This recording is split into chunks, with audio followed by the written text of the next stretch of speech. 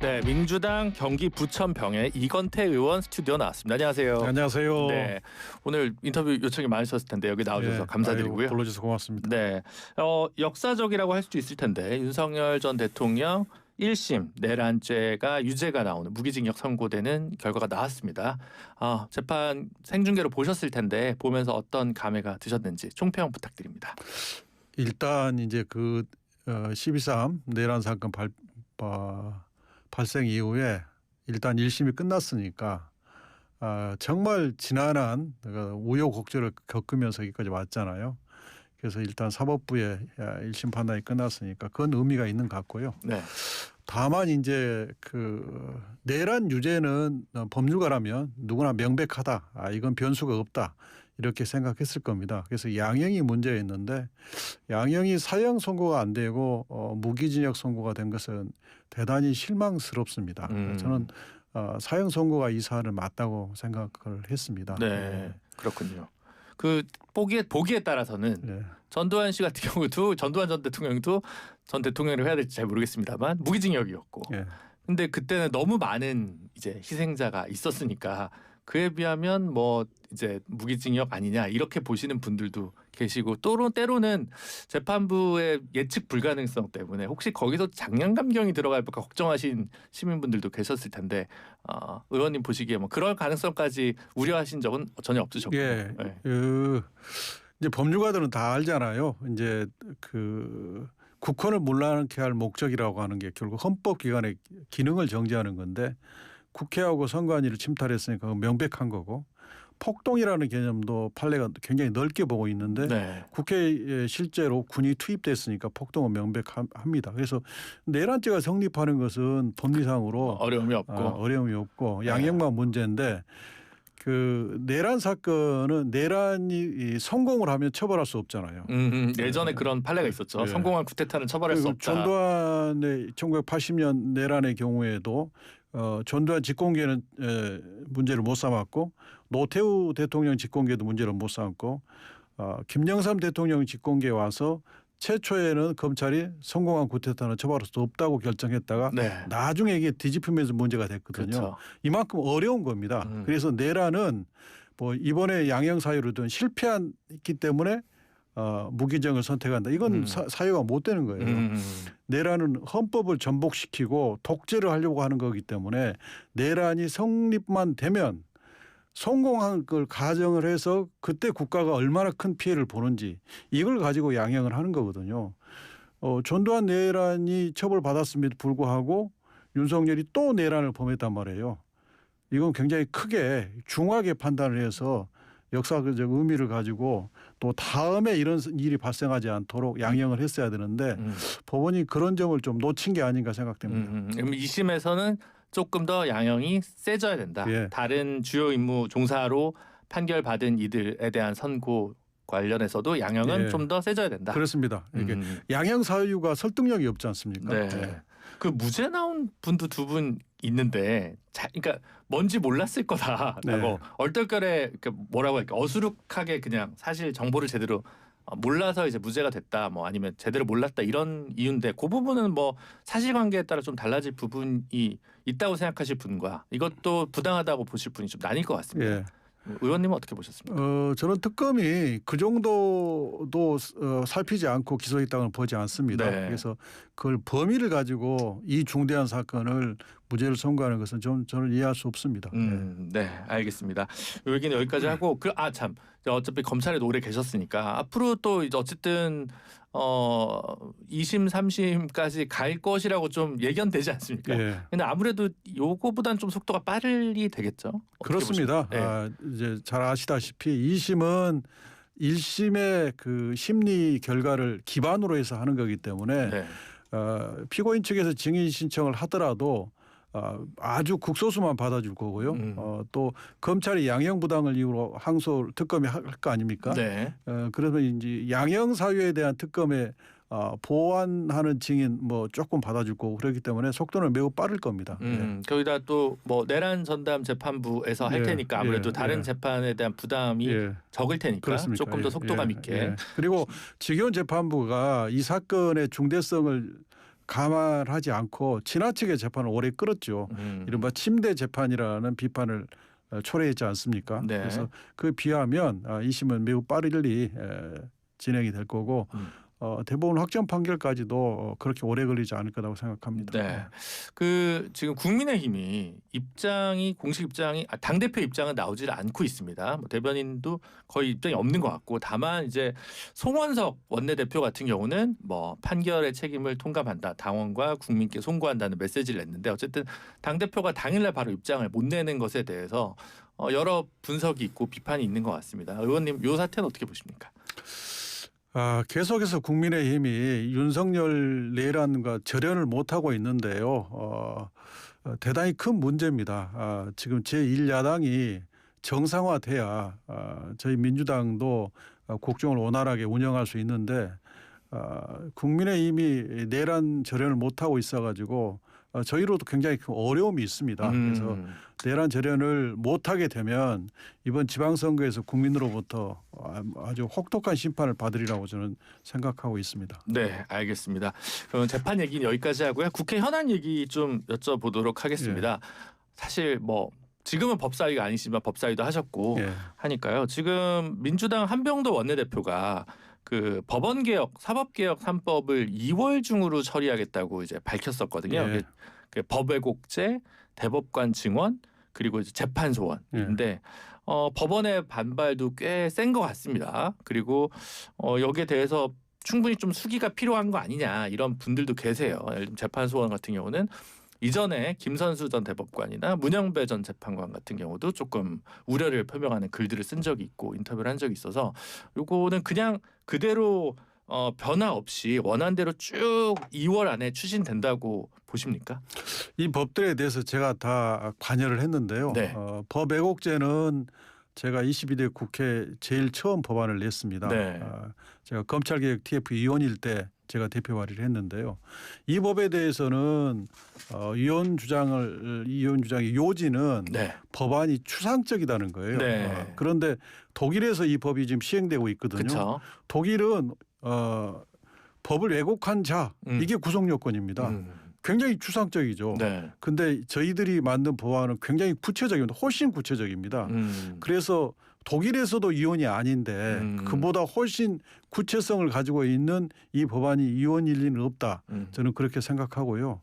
독일은 이제 나치 때 그 판사들이 나치에 부역을 해서 법을 왜곡해 가지고 국민들의 피해를 초래한 것을 이제 방지하려고 만든 법이고 우리는 독재 권위주의 시대 때 또 최근에는 저는 직위원 판사가 했던 윤석열 석방 결정, 구속 취소 결정 또 심우정 총장이 했던 석방 결정 이것들이 저는 다 법을 왜곡한 사례라고 생각합니다.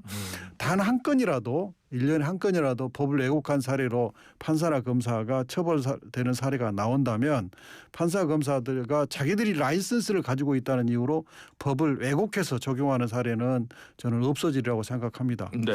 그다음에 사법 개혁과 관련해서는 저희가 사개특위 위원회를 만들어서 법안을 만들었는데요. 네. 대법관 증원법. 네. 제가 그때 간사 역할을 했습니다. 그때 그 모 대법원장님, 대법관 하시는 변호사님도 여기에 대해서 찬성 의견을 내셨고요. 저희들이 충분히 검토를 했고 지금 대법원의 사건 적체가 매우 심하고 또 대법관 숫자가 부족해서 국민들이 대법원의 재판을 정식적으로 받고 싶음에도 불구하고 심리불색호행 기각이라는 제도에 의해서 많은 사건들이 제대로 심판도 못 받아보고 기각되고 있거든요. 이런 문제를 해결하기 위해서는 대법관 증원이 필요하고 또 아시다시피 50대 남성 서울대 일색으로 대법원이 구성되어 있습니다. 네. 그러다 보니까 다양한 국민들의 의견이 입장이 대법원 판결에 반영이 안 됩니다. 이걸 제대로 해결하려면 대법관 증원이 필요합니다. 늘 이런 식으로 사법개혁이 실패해 왔습니다. 용두사미로 끝난 게 한두 번이 아닙니다. 이번에는 매듭을 지어야 됩니다. 대법관 증원은 뭐 찬성하는 분들도 많이 있는 것 같은데 원래 민주당 사법개혁 특위 안에서는 그 대법관 추천위원회의 구성 다양화가 있었는데 이번에 법사위 통과된 건 그게 싹 빠지고 대법관 숫자만 딱 증원돼 있더라고요. 그래서 이러면 오히려 보수적 법관이 더 늘어나는 그 결과로 나아지지 않을까. 그래서 좀 더 수기가 필요하지 않을까라는 생각도 들기는 하던데. 예. 네. 그 대법관 추천위원회 그 개선도 굉장히 중요하도 하죠. 저는 이 부분도 나중에 추진해야 된다고 생각합니다. 네. 예. 하여튼 사법개혁 특위 간사셨다니까 예, 제가 예, 그냥 예, 질문을 예. 드려봅니다. 알겠습니다. 그러면 이제 근데 이제 어쨌든 신중론이 원내 지도부에서 약간 있다는 의견이 예, 있어서 조금 시간차를 좀 둘 가능성을 뭐 완전히 배제하는 건 아니시죠? 저는 이번에 가야 된다고 이번에 생각합니다. 가야 된다. 가야 된다. 늘 이런 식으로 사법개혁안이 통과된 적이 없습니다. 네. 예. 근데 사실 그 중에 또 요 쟁점은 아니지만 그 보안 수사권, 보안 수사 요구권 예. 관련해서 이제 민주당 의총을 통해서 보안 수사 요구권으로 가닥을 잡았다 이렇게 보도를 봤습니다. 예. 근데 그 전에 대통령은 제한적으로 보안 수사권이 필요한 것 같아. 뭐 공소시효 임박했을 땐 필요한 것 같아. 이런 입장을 냈는데 당은 이러니까 이게 또 당청 간의 엇박 아니냐 이런 분석들을 많이 하거든요. 요거는 어떻게 좀 판단하십니까? 예, 그 부분에 의총에서 논의가 됐는데요. 이제 보안 수사권을 주지 않고 보안 수사 요구권만 줬을 때 지금 문제가 되는 공소시효가 얼마 남지 않았다든지 구속 사건이라든지 네. 이런 경우를 해결할 수 있느냐. 그게 이제 해결할 수 있다. 보안수사 요구권도 정밀하게 설계하면 해결할 수 있다. 라는 의총의 의견이 나와가지고 그게 이제 저희들 의견으로 당의 의견으로 정부에 제시가 됐기 때문에 이 부분에 대한 정부의 수정 입장은 아직 형사소송법 개정은 약간 시간이 있어서 네. 그건 아직 정부의 입장이 안 나왔습니다. 네. 정부 입장이 나오면 당에서 다시 논의할 수 있을 것 같습니다. 그 논의의 여지가 아직 예, 있다라고 얘기를 하시는군요. 알겠습니다. 그 지금 그 윤석열 전 대통령 선고가 나니까 국민의힘에서는 일부 지도부에서는 이재명 대통령 사건 재개해라 이런 얘기를 좀 하고 있고 반면에 최근에 민주당 안에서는 이재명 대통령 공소 취소를 위한 모임이라고 해서 87명 이렇게 모임이 있는데 뭐 다 떠나서 이제 법적인 쟁점은 다 떠나서 이 87명의 이 공치모라고 하나요? 요게 결국은 이제 친명 세력화 아니냐. 그래서 약간 좀 개혁에 집중하지 않고 다른 쟁점을 가지고 오는 것이 민주당 진영이나 대통령한테 오히려 부담이다라는 식으로 유시민 작가나 아니면 뭐 정준희 교수님이나 이런 분들이 얘기를 하시는 것 같아요. 요거 어떻게 좀 관여하시고 계십니까? 이 모임을 좀 피상적으로 이해하신 것 같다는 생각이 저는 드는데요. 네. 제가 이제 이 모임을 주도해서 만들었는데 왜 제가 이 모임을 추진했냐면 윤석열 정치검찰이 이재명 대통령을 향해서 8개 공소사실로 조작 기소를 했습니다. 네. 그렇게 정치적 중립을 지키지 않고 야당 죽이기, 정적 죽이기 수사, 또 자기들 사건은 봐주기, 무혐의 이렇게 했기 때문에 결국 검찰이 문패가 내려지고 검찰 개혁이 지금 진행되고 있잖아요. 그런데 그 정치검찰의 조작 기소의 결과물에 대해서는 해결하지 않고 오로지 제도 개선만 한다면 이것은 논리적으로 맞지 않는 거잖아요. 그리고 이 조작 기소 결과물, 조작 기소를 폐기해야 된다는 이 부분에 대해서 당내에서 별다른 관심이 없었어요. 그래서 이제 제가 전국을 돌아다니면서 각 지역별로 기자회견을 했죠. 그러고 이제 요 문제를 해결하기 위해서 당내에서 정치검찰 조작기소 대응 특위를 만들어서 제가 거기도 부위원장이었는데 매우 열심히 했습니다. 20여 차례 기자회견하고 6번에 걸쳐서 감찰 요청서 내고 이렇게 노력을 했는데 이 모임을 만들게 된 게 이 문제를 해결해야 하는 추진체가 필요하다. 그래서 제가 이제 우리 당의 모든 의원한테 친전을 보냈습니다. 이런 모임을 만드니까 뜻이 있으면 신청해 주세요. 네. 그리고 모든 의원한테 문자를 보냈습니다. 그렇게 해서 누구나 가입하는 모임으로 87분이 와 있고 그렇게 됐고 그래서 이런 모임이 만들어지니까 이제 당의 지도부에서 국정조사 하시겠다고 이런 입장으로 이제는 적극적으로 나서고 있습니다. 그래서 벌써 이 모임의 효과가 나오고 있는 겁니다. 그래서 그런 취지의 모임인 겁니다. 예. 근데 그 정청래 대표는 가입이 거절당했다 뭐 이런 얘기도 있어서 이게 사실인가요? 정청래 대표님이 저한테 가입 신청서를 낸 적이 없고 신청을 하신 적이 없고요. 그다음에 당 대표나 원내대표 그다음에 핵심 지도부는 이 모임에 들어오는 것이 과연 또 부담이다 오히려 적절한지 어쨌든 정청래 대표님이나 뭐 한병도 원내대표님이나 이런 분들은 네. 가입하겠다는 의사를 저한테 밝힌 적은 없습니다. 알겠습니다. 근데 이제 사실 작년 가을부터 청와대는 예를 들면 뭐 상법 개정, 지금은 부동산 이런 거에 좀 집중을 하고 있는데 당은 사법개혁, 검찰개혁, 언론개혁 이런 거에 집중해서 좀 가는 길이 좀 달라 보이고 정말 그 대통령의 그 뭐랄까 정책과 그런 지지를 이제 서포트하는 여당으로서 역할을 하고 있는 거냐라고 하는 것에 대한 이제 물음표, 의문부호가 뜨는 경우들이 좀 있거든요. 이런 비판에 대해서는 어떻게 생각하십니까? 그러니까 민생 입법과 개혁 입법은 둘 다 해야 될 일이죠. 둘 다 해야 될 예. 일이다. 민생 입법을 하기 위해서 개혁 입법을 소홀히 하거나 개혁 입법을 하기 위해서 민생 입법을 소홀히 하거나 그렇게 해서는 안 되죠. 지금 이제 이 개혁 입법은 원래 저희 당이 하기로 국민들한테 네. 약속을 했던 부분이고 네. 원래 이제 12월 안에 국회까지 통과시키겠다 그렇게까지 고언도 했었죠. 네. 근데 벌써 이제 2월이 가고 있지 않습니까? 네. 그래서 이것은 민생 입법은 민생 입법대로 열심히 해서 정부를 지원하고 또 개혁 입법은 개혁 입법대로 추진할 일이지 그걸 양분해서 볼 문제는 아니라고 그렇군요. 생각합니다. 아니 왜냐면 그러면 이럴 때 예를 들면 저희 민주당 안에서 뭐 부동산 특위가 만들어져 가지고 예. 100명이 있다든가 아니면 우리도 다주택자는 다 팔겠다고 나서거나 이러면 훨씬 더 이제 상승 작용이 있을 것 같은데 조금 따로 가는 느낌이지 맞습니다. 않나라는 생각이 이제 그 들어서. 부분을 네. 이제 대통령께서 추진하고 있는 그런 민생 입법에 대해서 당이 네. 좀 더 지금 역량의 절반은 그쪽에 배치해서 하고 또 역량의 절반은 개혁 입법에 하고 네. 이렇게 하는 게 훨씬 더 바람직하죠. 바람직하다. 양날개론을 얘기를 하고 계시는 것 같습니다. 그 최근 정치 현안 중에 복당이나 출마 이슈가 있는 정치인 2명이 있는데요. 송영길 전 대표, 그 다음에 김용 부원장. 근데 이제 송영길 대표는 2심에서 전부 무죄가 나왔고, 김용 부원장은 2심에서 유죄인데 징역 5년인데 보석으로 지금 나와서 외부 활동을 하는데 둘 다 이제 재보궐선거 출마설이 좀 있습니다. 요거 관련해서는 어떻게 보십니까?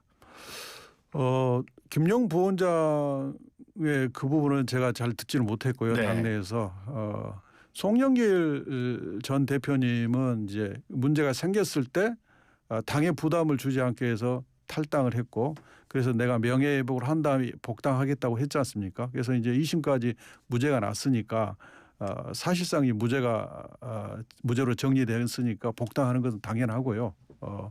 그래서 송 대표님이 들어오셔서 본인의 정치적 역량이 워낙 강하신 분이니까 이재명 정부를 지원하고 또 개혁 입법과 민생 입법을 돕고 하는데 당에서 큰 역할을 해 주실 것을 저는 기대하고 있습니다. 그러면 사실 뭐 다소 논쟁적인 사안이긴 한데 그 네. 돈봉투 사건이 별건 수사 때문에 이제 위법 수집 증거로 날라갔지만 약간 이제 뭐 완전히 이제 징역을 사신 분들도 있는 거잖아요. 네. 이제 그런 상황이지만 그럼에도 불구하고 어느 정도 복권이 되고 공천이 되는 것은 크게 반대할 일은 아니다. 이건태 의원님 이런 입장이고 그러면 개항을 출마 뭐 심지어 어떤 분들은 8월에 당대표 선거에 다시 나올 수도 있는 거 아니야 이런 얘기까지 하시는데 그거는 어떻게 그러면 개항을 출마까지도 크게 뭐 괜찮다 이렇게 좀 보십니까? 그런 이제 선거구를 특정을 해서 네. 출마까지 제가 여기서 언급하는 건 좀 부적절할 것 같고요. 복당까지는 괜찮고 그리고 당에서 역할을 해주셔야 되는데 그게 이제 어디에 출마할지 말지 또 어디에 출마할지 또 그 외에 어떤 역할을 하실지는 당에서 좀 중진을 모으고 또 송 대표님 의견도 매우 중요하고 그럴 것 같습니다. 네. 그리고 자꾸 안에서의 갈등만 제가 질문 드리는 것 같아서 좀 송구한데 송구하다는 표현도 안 됩니다만 어쨌든 그 이성윤 의원이 정치검찰 대응특위 위원장을 당에서 맡고 있는데 지난번에 그 특검 이제 추천과 관련해서 논쟁이 있고 나서 이제 적절치 않다. 이성윤 의원이 요 역할을 하는 것은 적절치 않다라고 해서 한준호 의원도 꽤 세게 이제 비판을 한 것 같은데 이건 좀 어떻게 정리가 되는 게 맞나요? 저도 그 부분을 세게 비판을 했는데요. 이제 정치검찰 조작기소 대응특위 제가 부위원장이고 한준호 의원께서 위원장으로 오랫동안 저희가 노력을 해왔고 아까 말씀드렸다시피 20여 차례 기자회견 6차례 정도 감찰 및 수사 요청서 접수 한 4건 정도의 고발 엄청 노력을 많이 했습니다. 근데 그중에 하나가 쌍방울 대북 송금 사건이고 거기에 검찰의 조작 기소에 가담한 사람이 김성태 전 쌍방울 회장이다. 저희들은 그렇게 판단하고 있습니다. 그래서 김성태 회장에 대해서도 저희가 많은 주장도 했고요.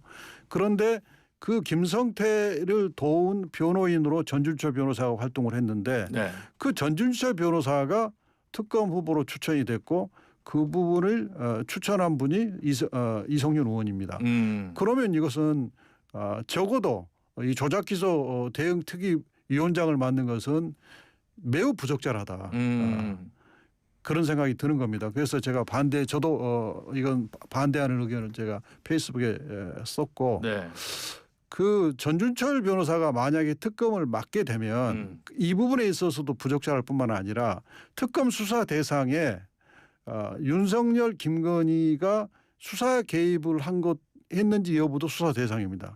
그러면 윤석열, 김건희가 쌍방울 대북 송금 사건에 수사 개입을 했는지도 수사 대상이거든요. 네. 그러면 김성태의 변호인 했던 특검이 김성태를 수사하는 상황에 들어갈 수 있습니다. 네, 그렇죠. 그러면 그 수사를 할 리가 없죠. 네. 그렇기 때문에 매우 부적절하다는 겁니다. 그렇군요.